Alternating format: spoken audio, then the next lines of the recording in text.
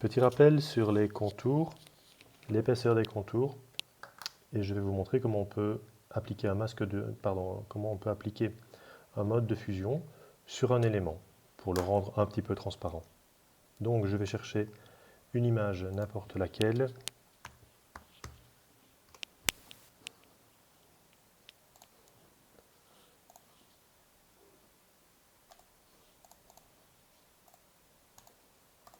Voilà.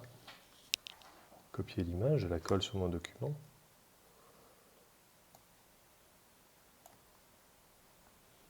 Et je vais, sur cette image, appliquer une forme, par exemple un rectangle. Je vais lui donner une couleur, par exemple, dans ce cas-ci, je vais utiliser du noir. Le contour est accessible via la petite icône de contour ici.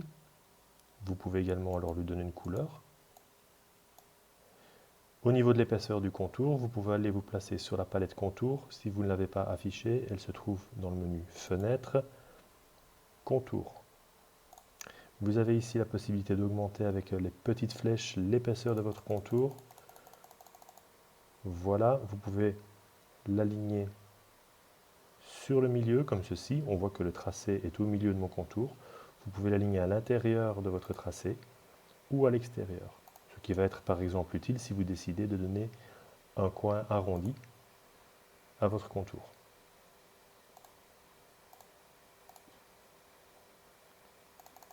Au niveau du mode de fusion, ça va vous servir à incruster votre image, votre élément, dans une image ou dans un élément qui se trouve derrière. Cela se trouve dans la palette transparence, donc on a vu que pour la transparence de l'objet, dans cette palette, on avait la possibilité de varier l'opacité ici, donc de 100% à 0%. On voit apparaître l'image qui se trouve derrière. Le souci de faire baisser l'opacité sur du noir par exemple, c'est que cela salit l'image, puisque du noir à 50% ça donne du gris. Alors que ici à gauche, vous avez la possibilité d'un menu déroulant qui vous propose plusieurs modes de fusion. Ces modes de fusion ne sont pas à apprendre par cœur. Il ne s'agit pas ici de savoir exactement quel effet va donner le mode de fusion produit, le mode de fusion éclaircir, différence ou autre. Ce n'est pas possible, ça va dépendre des objets que vous utilisez sur des objets qui sont à l'arrière-plan. Donc, suivant celui que vous avez utilisé, le résultat va être différent. Donc, la meilleure chose à faire ici, c'est d'essayer, de sélectionner votre objet et d'aller essayer, par exemple, en mode obscurcir. Là, on voit par exemple que le contour est légèrement transparent. Toujours avoir bien l'objet sélectionné. En mode produit, le résultat est le même. En mode densité de couleur plus, ça rend les couleurs à l'arrière-plan beaucoup plus denses. Donc là, on voit les nuages qui ressortent vraiment fort. Éclaircir, ça va être l'inverse. Donc là, on ne voit plus rien.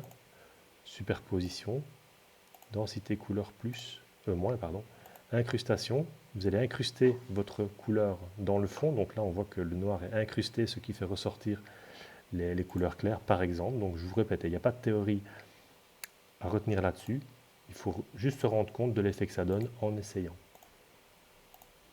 Vous voyez qu'il y a plusieurs effets possibles. Et vous pouvez évidemment mixer l'application d'un des effets, par exemple produit. Vous voyez que ici le contour est déjà un petit peu transparent sur le fond, avec de l'opacité. Pour vous montrer la différence entre un élément transparent en mode produit et un élément transparent en mode normal, je vais dupliquer ce même élément, un peu plus étroit. Pour rappel, pour dupliquer, simplement vous vous placez dessus, Alt, et vous cliquez sur le côté, en tirant. Si vous voulez qu'elle soit horizontale, cette duplication, vous appuyez sur majuscule, et vous relâchez la souris, mais toujours la souris avant le reste. Donc j'ai maintenant deux éléments qui sont en mode produit, au-dessus de mon ciel. Je vais replacer celui-ci en mode normal, et vous voyez que là, la transparence du noir donne directement du gris, alors qu'ici, la transparence du noir donne des tons beaucoup plus proches de la réalité, mais simplement plus foncés. Voilà pour la transparence, le mode de fusion et les contours.